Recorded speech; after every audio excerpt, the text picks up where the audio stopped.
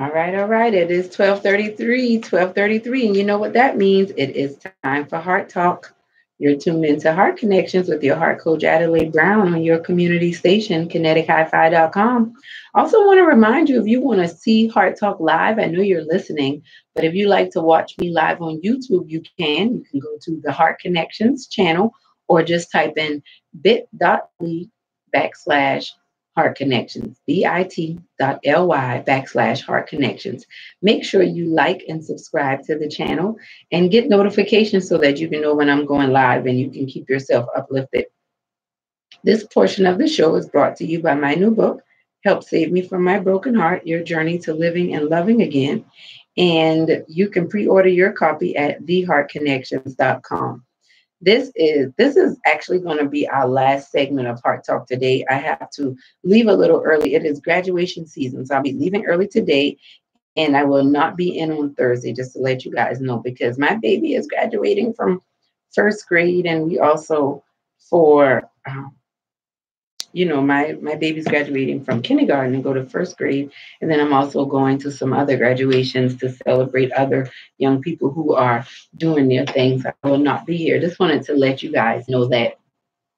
So this segment, I want to talk about us being a blessing and living by faith. It's Testimony Tuesday. And one of the things that I really feel is something that is, it's something that we often miss out on is just the practicality to making our lives better and doing more in our lives. And I think that many of us, we often miss that. We miss that a lot of times because the truth of the matter is, it's like we hear people talking about you need to live better. You need to walk by faith. You have to overcome your distractions. But how do you do that? So I want to talk to you this segment about active stillness. Active stillness. One of the things that we often minimize the value of and discredit is the fact that getting still really helps you advance so much more in life. It speaks to the idea of the what is it, the Aesop's fable, the tortoise and the hare, the whole idea that the jackrabbit, this very fast bunny, beat the turtle beat the fast rabbit, and it was like, how did the turtle beat him? Because we have to understand that you can sprint, but life is not a sprint, it's a marathon. So when you're running a race, if you're running too fast and you're not pacing yourself, you can run out of energy, run out of love. Well, you never really run out of it, but we do definitely experience burnout. And oftentimes we experience burnout when we're doing too much. And I can definitely attest to that. I have been doing a lot and many times doing the most that I really did not need to be doing. But a lot of that came from me trying to find my worth in my works, trying to find value in what I could physically do and not in just being who God created me to be. So this segment, I want to talk to you a little bit about being, open a soup kitchen. Maybe you want to open a home for, expose your community to kayaking. I don't know what it is, but write the vision out. What is something that you would like to do?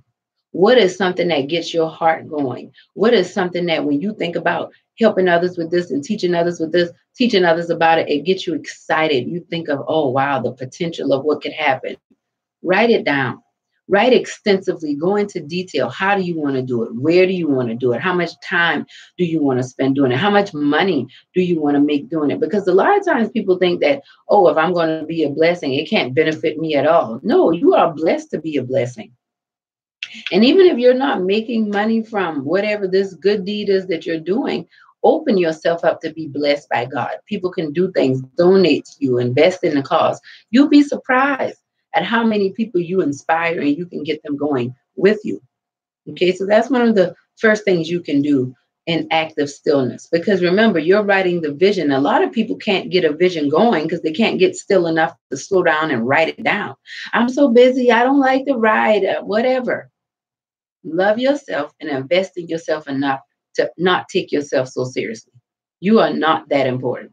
And that goes for all of us. None of us are that important. We can calm down. We can get still. It's just a matter of, do you want to? Okay? Think about that. Another thing, read your vision daily.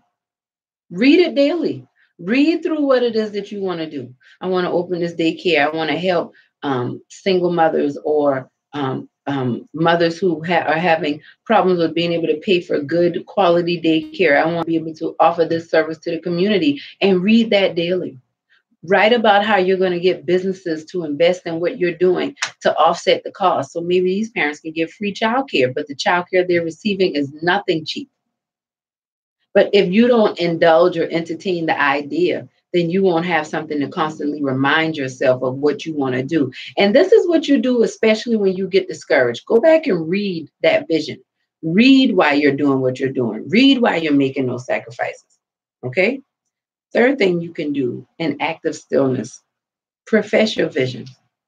Say it under your breath when you get discouraged. Speak it out loud. Talk about it in the shower. Turn the radio off in the car. Talk about how successful you are. Talk about how blessed you are to be a blessing and how you're going to help people doing these things in an amazing way.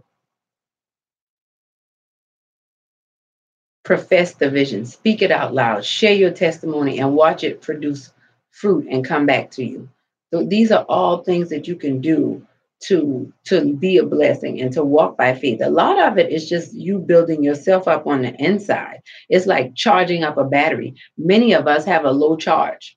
The notification came up, battery low. You need to insert your charger. Many of us are very low, have a low charge when it comes to us getting out there and living purposefully.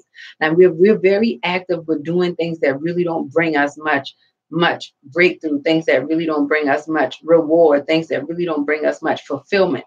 We are very busy doing those things, but we need to be charged up when we talk about having enough energy or enough juice to do the things that really matter, the things that we enjoy, the things that we love doing.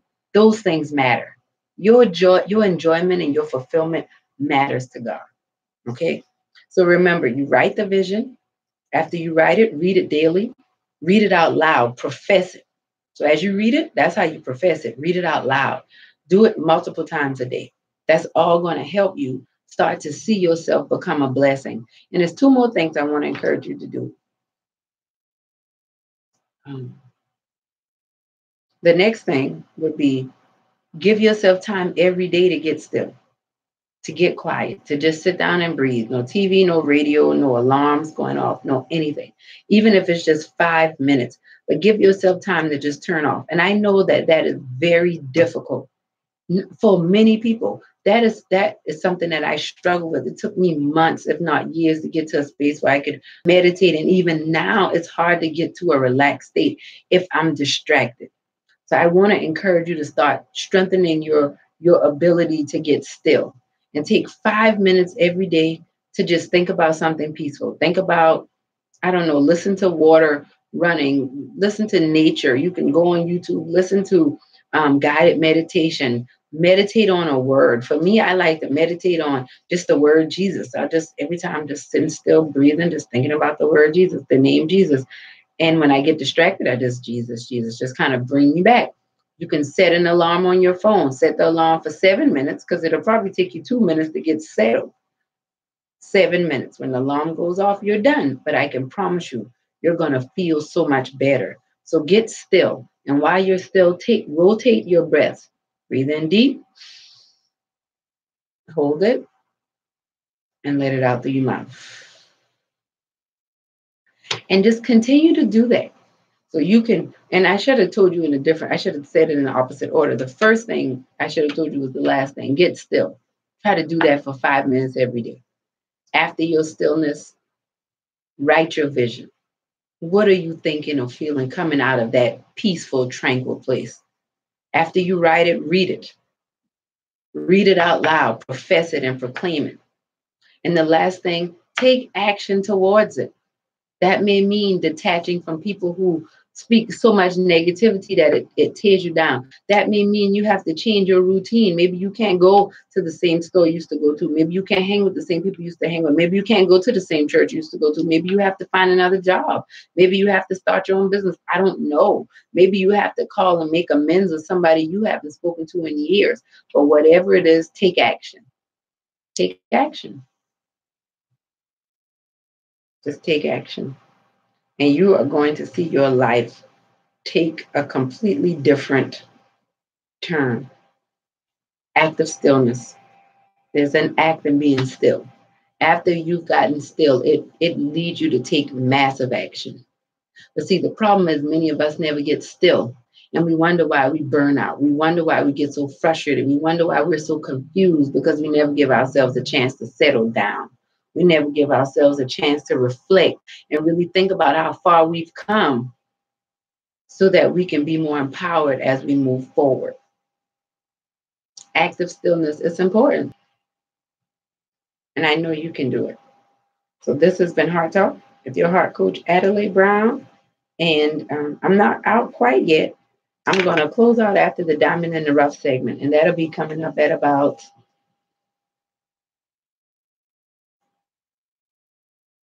112. 112. Nope, 112. Remember the group 112? I have to see if I have some 112 music. Maybe I can play that too. But yes, I'll be back to chat with you. We'll have our Diamond in the Rough segment. But this has been Heart Talk with your heart coach, Adelai Brown, on your community station, kinetichifi.com. Active stillness. Can you do it? Well, I know you can do it. The question is, are you willing to do it? That's a better question, right? I love y'all. We'll be back with more after this. But in the meantime, let Rudy Kearns tell us a little bit about this testimony. What happens after we become actively still? Make sure you pre-order your copy of the new book, Help Save Me from My Broken Heart, at theheartconnections.com. It's going to be published tomorrow, y'all. So excited. All right, we'll be back after this. Kai High Five.